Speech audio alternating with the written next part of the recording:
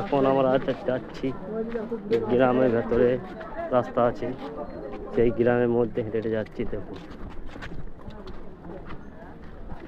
বহুত লোক, কত সুন্দর। কেউ পুজো করছে নামাজ পড়ার জন্য।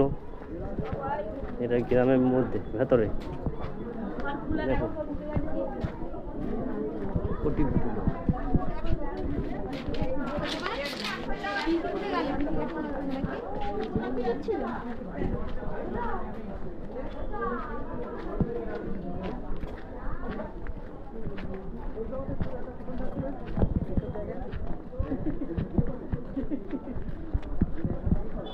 রাস্তা চিনতে পারছি না, এবং আমাদের যে ড্রাইভার সে রাস্তা চিনে, সে নিয়ে যাচ্ছে।